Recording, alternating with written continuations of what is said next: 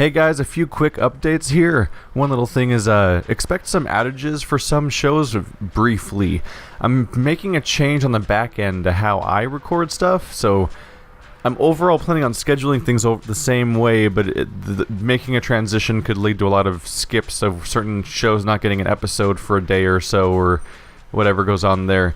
Basically, I've been scrambling to really commit to the idea of this series comes out every other day, or this series comes out every day, and so I have a really complicated series of notes that I keep track of, where I always am like, okay, tomorrow's episodes are these ones, these are the ones I don't have recorded yet, I have to record those games.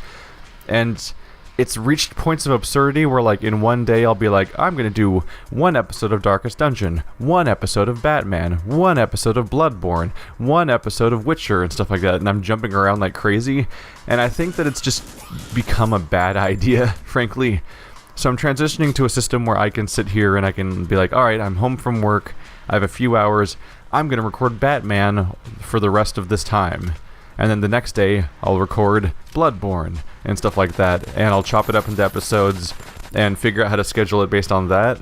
And so, obviously, if I'm going to commit to recording one game for a few hours at a time and transition to that when I wasn't doing that before, that'll lead to me missing some episodes for a few things while I transition, but it should probably get back to normal, but I think this will be an overall improvement.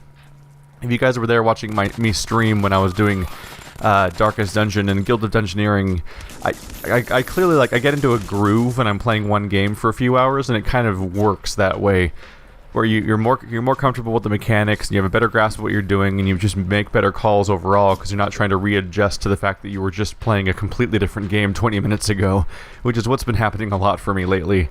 And I think overall it'll lead to better videos, and it also might lead to me being able to more consistently keep up with my schedule and make more videos in whatever time I have, because I'm not constantly switching back and forth and trying to stick to my schedule so much that it's actually almost to a fault. So it's most of the details here are more important to me than they are to you, because they affect me more. But if you see certain shows suddenly not have episodes for a few days because as a result of this, don't worry, I'm not canceling anything. It's just there's growing pains, there's transitionary problems. It's fine.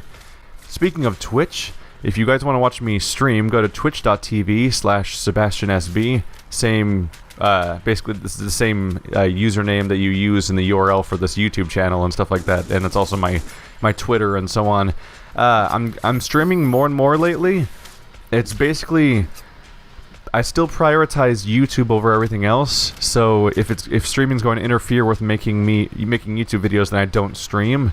So as a result, I'm not streaming these long form RPGs that I've been playing with all the dialogue and the jump cuts and everything, because it messes up my process to also be streaming, especially because when I know when I know there's a chunk of footage I'm not using, here's the part where I'm gonna go walk to that place, and it's gonna take a while to get there, I just stop talking, because the waveform in the recording actually makes it easier for me to know what parts to cut out, and that kind of shortcut to editing is kind of a big deal when you have as limited time as I do.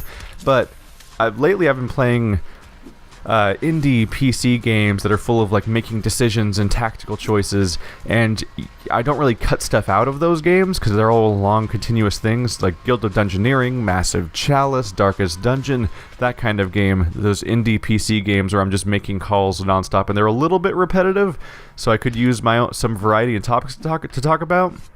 Those types of games I'm probably going to be streaming more and more, because they're good to play in one stretch of time, which is how you generally stream, is you sit there and go for a few hours at a time, because that's how I get really absorbed into the mechanics and don't have to readjust all the time. And the sort of repetitive nature means that I'm totally free to sort of look at chat and talk about things that are being brought up as side topics, because at some point you don't need to hear me explain the same tactical decision you've already seen me do for the last 5 episodes and stuff like that. So it works out. So that'll be a thing that's ongoing. I can't promise, or I haven't been able to promise specific schedules for streaming because of the fact that I'm all over the place at trying to keep up with my YouTube.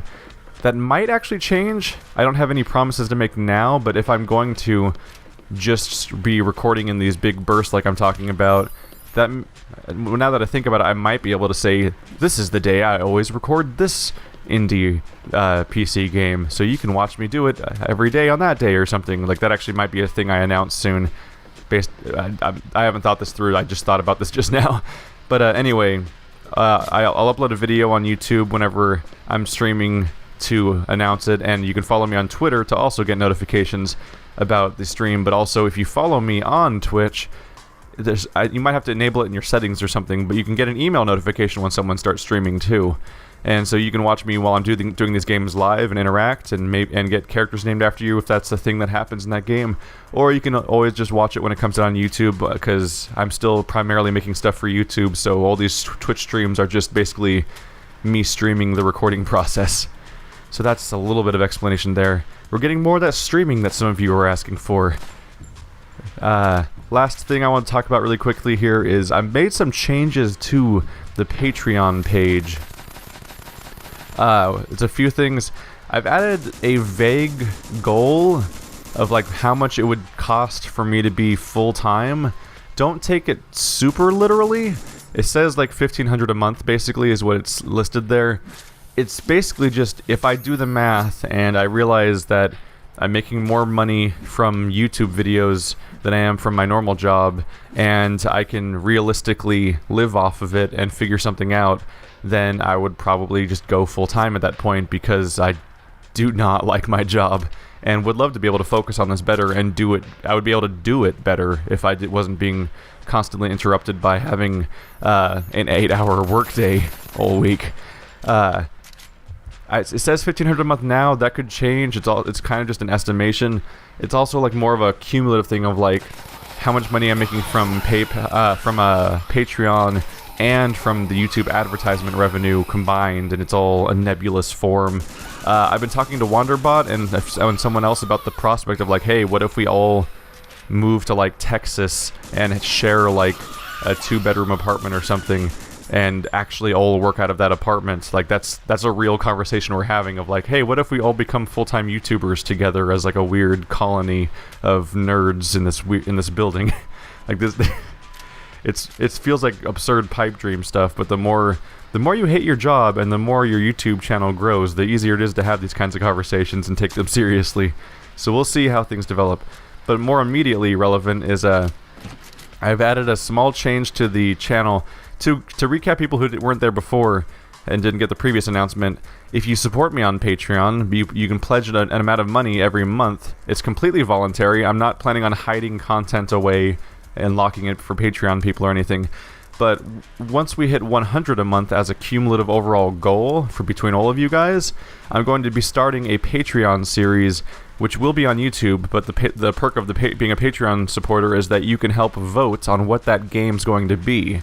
So people who support me on Patreon can actually help determine what one of the games is on the channel. It doesn't have to be new games, because I primarily play all these new games because that's what people pay attention to, but you guys could make me play weird Japanese RPGs from 2006 or something like that if you wanted to. And so that was the pledge $1 or more tier. I'm adding an additional perk to that, which is I'm going to start putting credits at the end of every episode, just for a few seconds, nothing super distracting and disruptive or anything, but I want to just have a little thank you at the end of each episode on this channel that just lists briefly the people who are supporting me. And because there's been some unexpected support there's a few people who pledged way more than I ever thought they would, pledging like $15 and $25 each. So I went ahead and just for them added an extra tier on the Patreon, where it's just a little nod for them. Basically, I'm just going to credit them in those credits in like bold or some sort of alternate text color or something, just as a little like prestige thing of like, holy shit, these people went above and beyond in a way that I never expected. And if we ever do finally hit that goal of 100 a month to start doing the Patreon video game series, those people will get a second point basically in their vote value, which I think is reasonable. They're donating like 15 times as much as some other people, and I'm just rewarding them by giving them a little bump in how much their vote's worth by a little bit. I don't want to make it anything exponential, like every dollar you donate is an extra point, because then at some point you're just like that gets gross fast, I think, so I'm going to avoid that kind of stuff. But thank you guys for supporting me. I really do appreciate it, because this could, like, things are actually growing in a way where it's not going to be an immediate thing, like, around the corner, but this could actually be a sort of life-changing thing, and it could be a fun escape from the terrible job I currently work that has really just does not reflect the education that I took to get there, and is kind of like, it feels like a waste of time, honestly, but it's the only thing I have going on right now. When I announced the Patreon account last month, I actually had multiple people say that they don't want to do Patreon, either because there was one person who doesn't want to necessarily pledge to monthly stuff, but they do want to donate, and there was another person that just doesn't trust Patreon, or doesn't trust how it'll be handled between countries. A little confusing. But anyway, as per their very explicit request of PayPal, I've added an alternate email address to my PayPal account that's more relevant to what you guys will see here, and that'll hopefully help out. It's going to be kballarddonations@gmail.com. So if you for some reason want to donate via PayPal, that is an option. I assume you can just, like, I think the way PayPal works is you can just put that email address in if you want to send someone money. I don't necessarily understand PayPal. I'm trying. But anyway, thanks for coming by, guys. Thanks for all the support. I'm just going to continue to make more videos, and hopefully this all works out. I'll see you guys next time, or in the next stream.